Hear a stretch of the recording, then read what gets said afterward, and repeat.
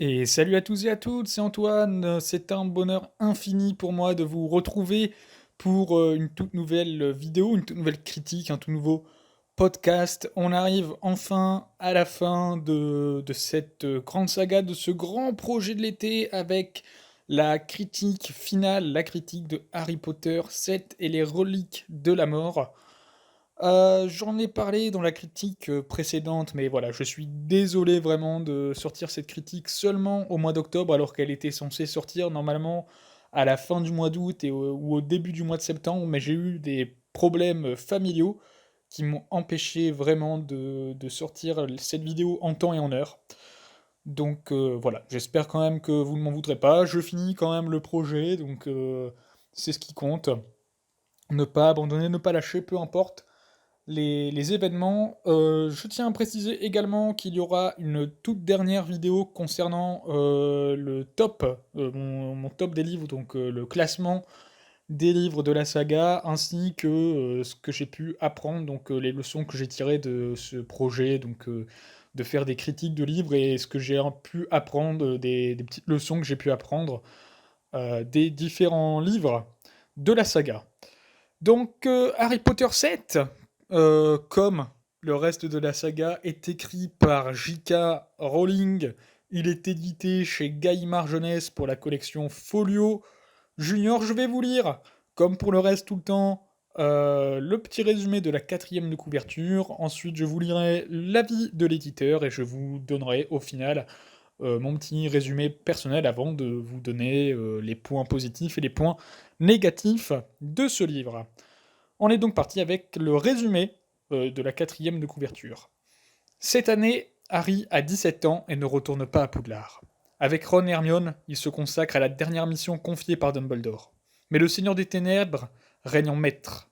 Traqués, les trois fidèles amis sont contraints à la clandestinité. D'épreuve en révélation, le courage, les choix et les sacrifices de Harry seront déterminants dans la lutte contre les forces du mal. Le petit avis de l'éditeur, avec le dénouement de l'héroïque histoire de Harry Potter, J.K. Rowling signe un chef-d'œuvre d'une grande humanité et d'une maîtrise incomparable. La maîtrise incomparable, je ne sais pas, la grande humanité, je pense que oui. Je vais donc un peu rapidement vous résumer le livre. Donc en gros, on suit Harry qui donc va avoir 17 ans et qui, bah, comme dit dans la quatrième de couverture, ne va pas retourner à l'école. On le sait ça depuis la fin de Harry Potter et le Prince de Sang-Mêlé, parce que il va se consacrer à la mission que Dumbledore lui a confiée, c'est-à-dire détruire les Horcruxes. Et une fois que les Horcruxes seront détruits, ils pourront, donc, enfin Harry pourra, à l'aide de Ron et Hermione, vaincre Voldemort. Voldemort sera potentiellement vaincable. Je ne sais pas si ça se dit, en tout cas il sera assez faible pour qu'on puisse le tuer. Sauf que pendant cette quête ne s'annonce pas donc de tout repos, parce que déjà Harry, Ron et Hermione ne savent pas forcément où sont les Horcruxes. Ils ne savent pas au début comment les détruire forcément. Enfin, ils savent, je crois, comment les détruire, mais ils ne trouvent pas l'épée pour les détruire, donc ils doivent aussi la chercher. Sans oublier également que va se mêler également aux alentours du milieu du livre la quête pour récupérer, enfin on va entendre parler des reliques de la mort, notamment, qui sont des reliques, notamment une seule, enfin notamment une qui est très importante, c'est la baguette de Suro que Voldemort essaye d'avoir, et en gros ça va être une traque, un peu une track en jeu de piste, on va dire, pour à la fois trouver les Horcruxes et à la fois en même temps, par la même occasion, pourquoi pas essayer de trouver les reliques de la mort, ou en tout cas empêcher Voldemort de les trouver, ou de trouver notamment la baguette de Suro. J'espère que j'ai bien résumé le livre et que vous avez bien compris. Je vais donc commencer par les points négatifs. Donc rapidement, petit avis global, ah, c'est dommage parce que c'est pas à la hauteur de ce que j'attendais. Le 6 m'avait laissé une grande impression, m'a fait grosse impression. J'avais vraiment surkiffé Harry Potter et le Prince de Sang-Mêlé. Mais alors là, Harry Potter et les Reliques de la Manche, je n'ai pas trouvé le livre à la hauteur, ni aussi héroïque ni aussi héroïque, ni aussi, aussi gros que ce qu'on peut attendre d'une fin de saga. Et c'est fort dommage vraiment. Après, c'est pas non plus à jeter à la poubelle, quoi. C'est pas, on n'est pas au niveau de Harry Potter 2, par exemple, que j'avais vraiment détesté. Mais on est vraiment pas à la hauteur d'une fin de saga, d'une fin de saga telle que Harry Potter. Euh, Il y a notamment, j'ai relevé quatre gros points négatifs. Notamment, donc, pendant toute une partie du livre, on va avoir une grande partie voyage. Donc, c'est la partie un peu voyage pour récupérer les Horcruxes, c'est la quête des Horcruxes. Et cette partie-là, mais mon Dieu, qu'elle est longue. Euh, Elle est très très longue. Elle fait plus de deux tiers du livre, j'ai envie de vous dire, quasiment. Certes, certes, alors au tout début, on est un peu au terrier, donc chez Ron, au tout début. Et après, on part dans la forêt, on part à la quête des Horcruxes. Mais cette partie-là, quand même, toute la grosse partie Horcrux est vraiment très très longue, voire même trop longue, jusqu'à parfois s'ennuyer. Il y a des très bons passages de temps à autre. Notamment, j'ai beaucoup aimé, ouais, j'en parle juste après, je ne vais pas vous le dire, mais j'ai beaucoup aimé notamment les pensées de Voldemort, notamment une en particulière. Mais il y a quelques passages qui sont pas mal, hein. Mais en fait, on a une sorte de lassitude à la fin. C'est toujours, on est amené de nouveau lieu en nouveau lieu. Ça bouge continuellement et ça n'avance pas. En fait, ça n'avance que trop peu. Et je sais qu'à un moment dans le livre, Ron râle parce que ça n'avance pas assez, et on le comprend. En fait, on le comprend parce que nous aussi, on ressent exactement la même chose. Donc, j'imagine que c'est voulu de la part de J.K. Rowling de nous faire ressentir un peu cette exaspération, ce sentiment de longueur pour trouver, de difficulté à trouver les Horcruxes, à trouver l'épée pour les détruire, à accomplir la quête. Mais moi, j'ai pas trop aimé ce passage de longueur, par exemple. Vous voyez ce que je veux dire? J'ai beaucoup plus aimé la longueur dans Harry Potter, l'Ordre du Phénix, plutôt que la longueur dans Harry Potter, les Reliques de la Mort. Donc la partie voyage est un peu longue, et c'est fort dommage, et elle est un peu longue, et elle dure assez longtemps quand même. Sur un livre d'environ 800 pages, elle fait, allez, je vais vous dire, peut-être 600 pages, peut-être 550, 600 pages, donc c'est quand même pas mal, hein. C'est un gros morceau, la partie voyage, qui, à la fin, vraiment, peut nous lasser. Un autre point négatif, c'est le trop-plein de personnages. Euh, Comme c'est le dernier livre, forcément, J.K. Rowling veut mettre un peu tous les personnages, veut faire réapparaître tous les personnages, même les plus minimes. Mais à la fin, j'ai eu comme un sentiment d'exaspération, on en voyait trop, c'était n'importe quoi. Donc à la rigueur, j'aurais préféré qu'on voit peut-être pas quelques personnages ou que quelques personnages disparaissent à la rigueur. Mais voilà, le trop plein de personnages, moi, ça m'a un peu rebuté. C'est pas un point négatif à proprement parler, mais c'est quelque chose que j'ai pas trop apprécié dans l'histoire, en tout cas. Les révélations. On a eu beaucoup de révélations dans ce livre, notamment concernant Dumbledore, et j'ai trouvé qu'il y avait trop de révélations, trop de réponses aux questions qu'on se posait, et je trouve que il n'y a pas assez une dose de mystère encore. C'est-à-dire que j'aurais préféré parfois sur Dumbledore qu'on ait des choses qu'on ne sait pas. On en apprend beaucoup sur le passé de Dumbledore. Je pense pas qu'on était obligé de tout savoir sur tout ça, par exemple. Et moi, encore une fois, ça m'a créé un sentiment de trop plein de révélations, parfois inutiles, ou même si c'est pas inutile, qui, selon moi, ne méritait pas forcément de s'attarder dessus, et qui aurait très bien pu rester un mystère, en fait, hein. Un peu des questions sans réponse, bah, écoutez, parfois des questions sans réponse, c'est très bien. Après, je comprends pourquoi elle veut faire ça, J.K. Rowling, parce que c'est la fin de la saga, donc elle veut répondre aux dernières questions, fermer les dernières portes de chaque saga pour les personnages, en tout cas de chaque arc concernant chaque personnage, si je peux un peu parler comme ça. Mais à la fin, encore une fois, ça fait trop. En fait, c'est un trop plein de révélations. Après, le tenant et les aboutissants de ces révélations, ok, c'est des grosses révélations quand même. On apprend des choses sur Dumbledore qu'on n'imaginait pas forcément, et ça un peu démystifie le mythe de Dumbledore, mais quand même, je trouve qu'il y a certaines choses qu'on n'était pas forcément obligé de savoir. Voilà. C'est pas grave, hein, mais bon. Excusez-moi pour le petit problème technique. Donc, je crois que j'étais en train de parler des révélations sur Dumbledore, qu'il y en avait trop, et qu'il y avait des choses qu'on n'était pas forcément obligé de savoir. Maintenant, je vais donc vous parler du dernier point négatif, qui n'est plus là un sentiment de trop de choses, mais de pas assez. Ça concerne la bataille finale, le dernier combat, l'ultime combat entre Harry et Voldemort, qui est totalement pourri, qui est totalement naze. Je me suis beaucoup plaint, enfin je m'attendais à quelque chose de plus héroïque déjà dans le film.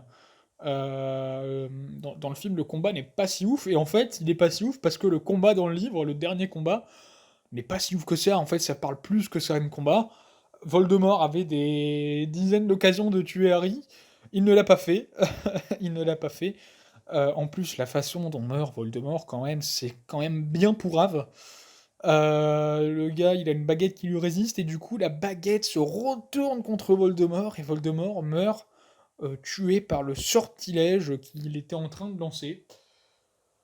Bah écoutez, c'était bien pourri, c'était bien de la merde, pour ainsi dire. Non, c'était pas de la merde, mais si, non, en tout cas, c'était pas à la hauteur des attentes, quoi.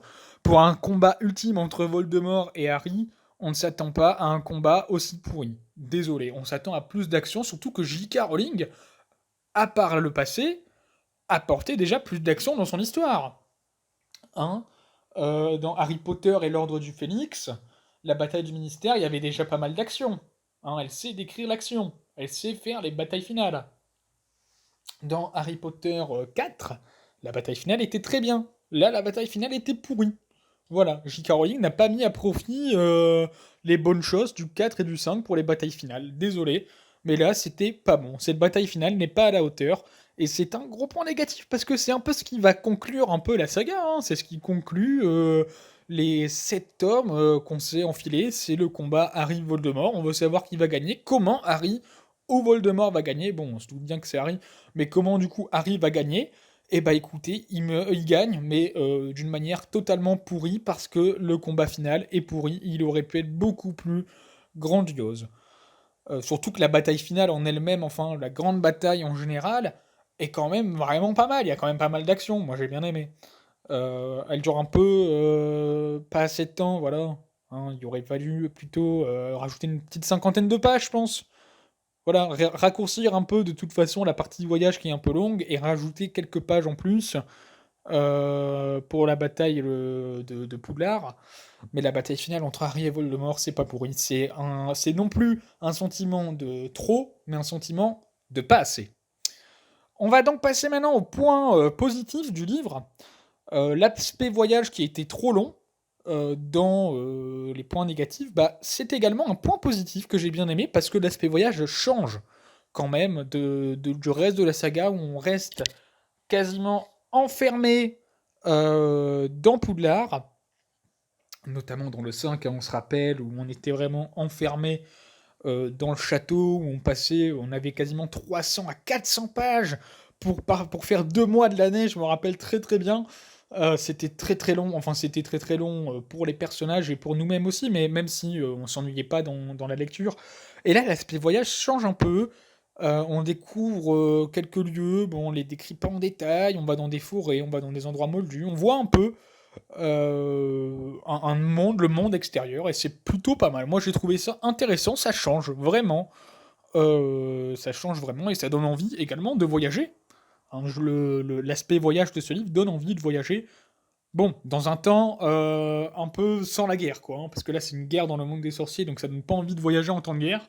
Mais ça peut donner envie de voyager en temps normal, dans les temps un peu de paix, on va dire. L'aspect guerre et fugitif qui est très très bien retranscrite. Moi, j'ai beaucoup aimé cet aspect-là. On ressent vraiment que les Harry Potter, Ron et Hermione sont traqués, mais pas que. On sent également que les différents, donc notamment je vais dire les sons de bourbe, mais c'est pas, c'est même pas c'est les sorciers nés moldus. Voilà, en fait, c'est ça. Les sorciers nés moldus sont vraiment traqués, et ça, on le ressent énormément. Chacun essaie de se cacher. Même les êtres un peu inférieurs, les elfes de maison, les gobelins, même, essayent de se cacher pour ne pas se faire repérer. Les élèves également, c'est une dictature un peu, hein. Bah là, en fait, le monde des sorciers se transforme en dictature. On avait un exemple de dictature au sein de l'école. Là, une dictature dans l'ensemble du monde des sorciers. Et c'était déjà très bien retranscrit dans Harry Potter 5 avec Dolores Umbridge. Bah là, c'est très bien retranscrit. En général, j'ai beaucoup aimé cette partie-là du livre et cet aspect du livre. Un point positif qui n'est pas vraiment un point positif, mais c'est un peu le fait que ce soit le livre final de la saga, c'est le dernier livre, c'est une grande aventure qui se clôt, donc ce qui fait qu'on a quand même un sentiment de se dire, ok, on est au bout, on a vécu une très grosse aventure, malgré que certains livres on a un peu moins apprécié, malgré qu'il y ait des points négatifs, malgré qu'il y a aussi beaucoup de points positifs. Bah, on a quand même vécu une très grosse saga. On conclut enfin cette saga et on est content de la finir. On est content, à la fois un peu triste quand même, parce qu'on va quitter ces personnages. On aura vécu avec eux sept tomes qui correspondent à 7 années avec eux. On les a vus grandir, évoluer. Et bah ouais, c'est un point positif. En fait, le fait que ce soit le dernier livre, c'est un point positif, moi, que j'ai mis dedans. La partie bataille, la bataille de Poudlard, que j'ai beaucoup aimé également. Il y a beaucoup d'actions, on va voir différents endroits de Poudlard, on va se rebalader dans tout le château, dans la salle sur demande, dans les différents couloirs.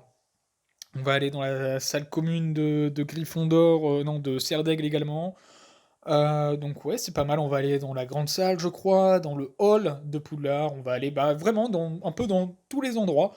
On va revoir tous les endroits qu'on a vus dans les différents livres. Bah là, on va les revoir en condensé en 200-250 pages, et on va les revoir au cours d'une grande bataille où va s'affronter les Mange-Morts de Voldemort, du coup, et les élèves de Poudlard et l'Ordre du Phénix, les gentils quoi de la saga. La partie bataille est vraiment très bien faite. C'est peut-être pas à la hauteur de la bataille du ministère de la magie, mais en même temps la bataille du ministère de la magie se passait dans un seul endroit seulement et suivait, on va dire, je crois, 5 ou 6 personnages. Là, on suit beaucoup plus de personnages quand même. Comme je vous l'ai dit, il y a beaucoup de personnages. Donc là, on va revoir beaucoup de personnages et ça va se passer dans un seul grand lieu, c'est-à-dire le château, mais on va revoir les différents petits lieux. Donc forcément, on va moins s'attarder sur certains éléments de la bataille. C'est bien dommage, mais la bataille reste toutefois très intéressante. Moi, j'ai beaucoup aimé.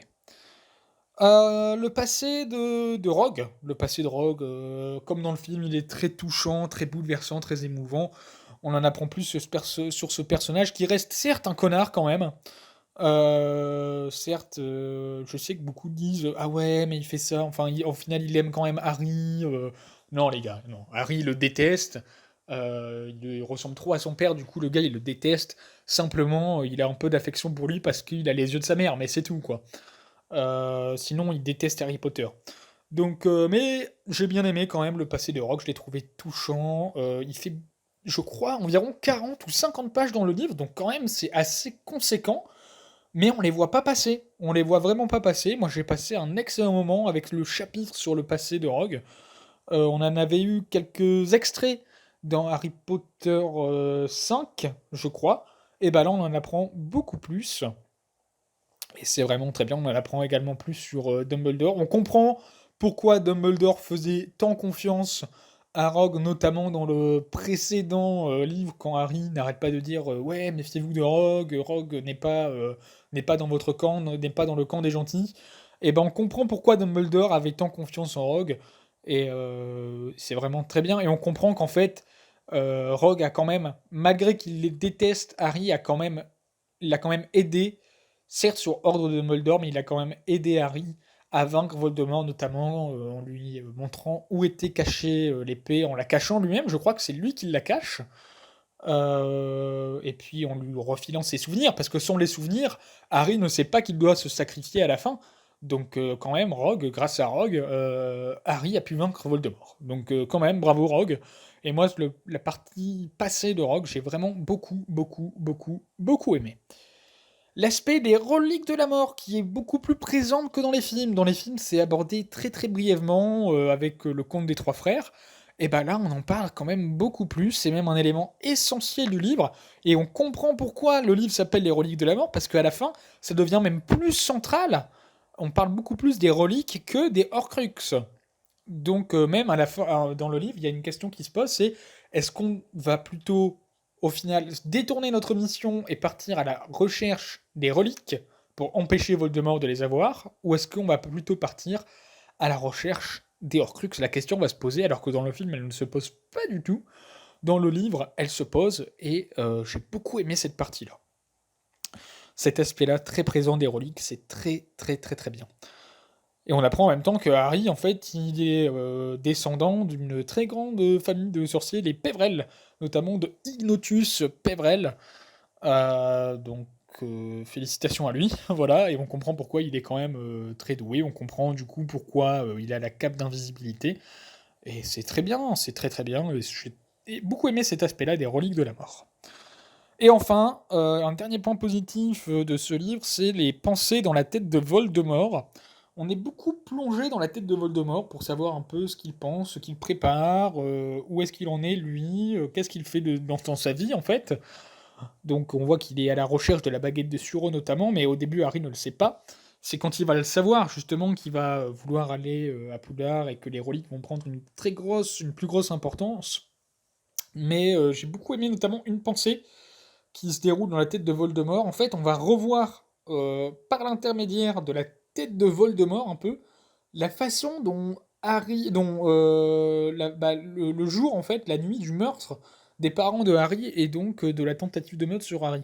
J'ai beaucoup aimé ce passage-là. Je crois qu'il fait une ou deux pages seulement, mais les une ou deux pages sont vraiment très prenantes. On ressent beaucoup d'émotions, beaucoup d'émotions, et on est vraiment dans la tête de Voldemort, plongé dans la tête du méchant. C'est vraiment incroyable. Moi, j'ai adoré ces deux ou trois pages, je crois, que fait ce passage. Donc, on revoit l'assassinat des parents de Harry, mais dans la tête de Voldemort. J'ai pas très bien compris comment, justement, on arrivait dans cette vision des choses, mais c'est pas grave, j'ai quand même beaucoup aimé ce passage-là. Voilà, en gros, pour faire simple, c'est un livre où il y a quand même un peu de trop de choses, justement, avec la partie voyage trop longue, le trop plein de personnages, le trop de révélations à un moment donné, et pas assez avec une certaine dose de pas assez, notamment avec la bataille finale entre Harry et Voldemort, mais beaucoup de points positifs, notamment avec l'aspect voyage qui va nous faire changer. Plutôt que d'être enfermé, là on va voyager dans le monde des sorciers, l'aspect guerre qui est très bien retranscrit, fugitif, dictature qui était déjà très bien retranscrit dans le 5, qui est à nouveau très bien retranscrit dans ce livre, mais cette fois-ci à plus grande échelle. Le fait que ce soit le dernier livre de la saga, forcément c'est un petit pincement au cœur, c'est émouvant, forcément on ressent quand même quelques émotions. La partie bataille qui est très bien retranscrite, même si parfois on va dans trop de lieux, mais bon, c'est un peu pour le côté nostalgique, on veut revoir les lieux qui nous ont marqués, donc on va faire une grande visite du château, mais dans un aspect bataille. Cette fois, l'aspect des reliques de la mort qui est beaucoup plus présente et qui est très très très très bien. Moi, j'ai beaucoup aimé. Et les pensées dans la tête de Voldemort, notamment celle où on va voir par les yeux de Voldemort l'assassinat des parents de Harry. Voilà. La saga était très très bien. Mais je vais pas vous parler de la saga. Maintenant, je vais pas vous faire une grande critique de la saga. Je vous ferai la grande critique de la saga, en tout cas un avis global sur la saga, le classement des livres, ainsi que les leçons. En tout cas, si on peut retenir des leçons, qu'on peut se servir dans notre vie sur Harry Potter, que j'ai appris par l'intermédiaire des livres. Voilà, je vous ferai une vidéo comme ça dans les semaines à venir. Et on va bientôt reprendre du coup les vidéos développement personnel pur et dur avec une prochaine vidéo, je vous l'annonce, voilà, c'est clair et net. La prochaine vidéo de développement personnel, ce sera en fait, qu'est-ce que c'est véritablement le développement personnel, parce que le développement personnel, c'est le thème principal de la chaîne de base, hein, Beaucoup le développement personnel, connaît un essor, quand même assez extraordinaire, mais au final, qu'est-ce que c'est? Les gens ne le savent pas vraiment. Moi, je ne le savais pas non plus. Je me suis posé la question pendant les vacances et je pense avoir quelques éléments de réponse que je vous apporterai et également vous pourrez m'apporter vos éléments de réponse. N'hésitez pas à laisser votre avis sur ce 7e livre, dans les commentaires. N'hésitez pas à me donner votre avis sur, les différentes critiques de la saga, sur, également le format podcast. Est-ce que vous préférez le format podcast ou le format vidéo? N'hésitez pas à me le dire. Si vous avez des avis à émettre ou des questions à me poser, n'hésitez pas également dans les commentaires, c'est fait pour ça. Si vous avez aimé la vidéo, likez-la. Si vous n'avez pas aimé, bah, mettez un pouce vers le bas. Ça aide quand même pour le référencement. N'hésitez pas à vous abonner pour ne manquer aucune nouvelle vidéo, surtout les vidéos développement personnel qui vont revenir. N'hésitez pas à aller voir les derniers, enfin les critiques si vous ne les avez pas vues, les précédentes critiques. C'est un peu dommage de ne regarder qu'une seule critique, mais de ne pas regarder les autres. Et enfin, voilà, donc abonnez-vous à la chaîne, et puis n'hésitez, si vous voulez le partager à vos amis, si ça peut intéresser des amis à vous, n'hésitez pas à partager la critique et la chaîne à des amis à vous, ou à votre famille, à votre entourage. Merci à tous de m'avoir suivi, j'espère que vous avez beaucoup aimé cette vidéo, cette série de critiques, et je vous retrouve donc très prochainement pour une toute nouvelle vidéo. Je vous souhaite de passer une excellente journée, une excellente soirée. À très bientôt. Ciao tout le monde!